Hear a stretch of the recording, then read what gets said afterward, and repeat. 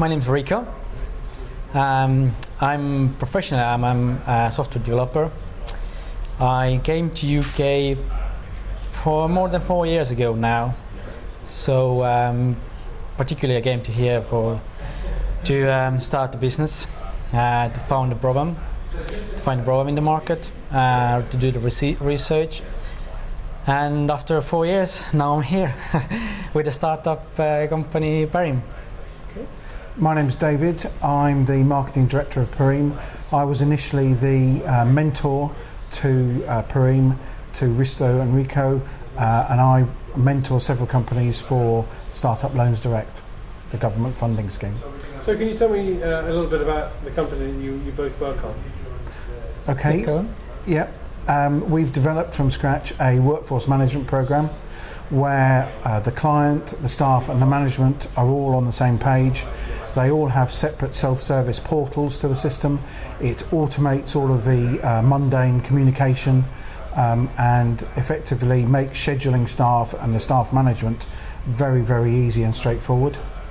So our idea is to improve people's quality of life, the speed with which they deal with administration within a company, and allow them, through the fact that the program is cloud-based, to do scheduling at home if they want to improve their work-life balance. Fantastic. So, Rikko, you said you were from Estonia. Yeah. So why have you chosen to start up your company in the UK? I mean, I guess everybody knows the answer. It's the market. Estonia is a very small country. But the market is here. UK market is a world market. So yeah, it's probably because of the market. It's a very competitive market. It's not the easiest place to come here and start the company. But if you win the trust of the clients, I think the result can be priceless. And David, you talked about funding. Could you go into a bit more detail about that?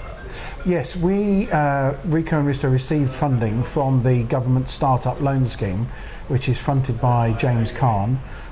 It's a government scheme because they saw the way out of recession was to promote small businesses who are the biggest employers in the UK. So they've offered very cheap funding loans direct to the individuals who fund a business, start a business.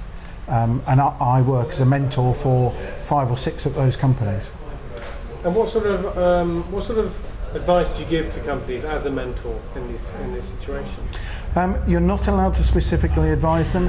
What you do, and the idea is that you put in front of them the options from your experience, and then encourage them to make their decisions. Obviously you can see mistakes, but you're not there to step in and prevent mistakes. You're just to give them the benefit of your knowledge and experience over the years. But that must be really hard. It's very, very difficult. I'm actually a qualified accountant, and I meet someone who says, I've just got a loan and I've spent it all on stock, but they have no sales pipeline and no sales. It can be very frustrating, but people learn more by making mistakes and getting everything right first time. So obviously the government is doing with the tech loans, as you've just said. What other things do you see that the government is doing that is good and is helping the sort of startup economy in the UK? There are several, and certainly for specific tech-based companies, there are grants and loans available to tech companies. Parim, we've already got seed funding, so when we look for the next round of funding, we'll be looking at grants and government-backed schemes to help us. But they are certainly encouraging startup loans. I know that the Startup Loans Direct had a very aggressive numbers campaign. I think they had to get 25,000 companies within the first 3 years, I think it was. But so the government is pushing very hard to get people funded. And certainly I'm not so sure that there shouldn't be more schemes like that. Is there more you would like to see the government do to help companies, or do you think there should be less? I think there could be better tax breaks for small developing businesses. I think there could be knowledge bases for small businesses. I think there could be more government-backed help and training.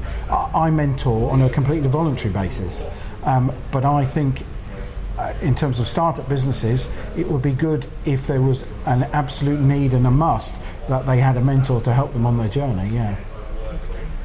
So, in terms of advice, obviously, David, as a mentor, you see these companies all the time. What sort of advice, if you could give advice to a business, what sort of piece of advice would you give to somebody? Would it be to get yourself a mentor, or would it be something else? No, I would absolutely say you should get a mentor for your business.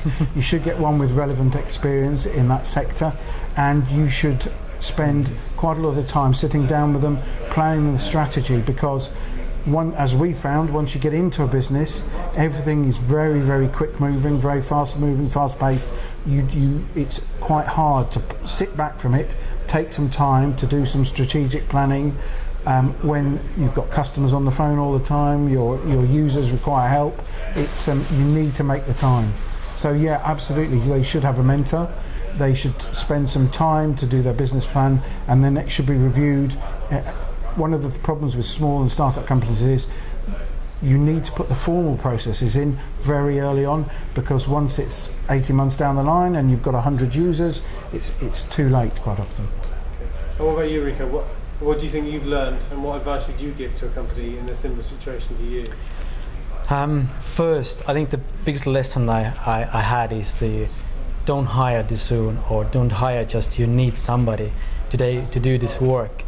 You really need to take time and to do research or search the proper person with the proper knowledge. If you hire too soon, you understand very quickly that you need somebody else to do it. So it's a waste of time and waste of money.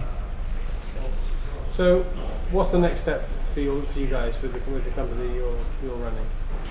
The next step is definitely in the beginning of the next year. We are starting looking for next round of funding. We are right now we are quite good positioned to do it. We got big clients, and yeah, this is probably the next step. Okay. And how about you, David? How do you see it? Well, just to emphasise Rikko's point about staff, the cost of a bad hire, as they always say, is 3 times the cost of a good hire, and perhaps the experiences, and certainly on the sales side for the company, is that it's all about building the right team. What we have at the moment is complete the correct team, and we've issued 19 versions in the last 12 months, which is a phenomenal rate of progress. We're about to leap forward in that you won't need to take your mobile phone out of your pocket, for it'll geo clock you in and clock you out when you come in and out of the office. That's a giant leap ahead, and we would expect to be inundated with requests for the product at that point.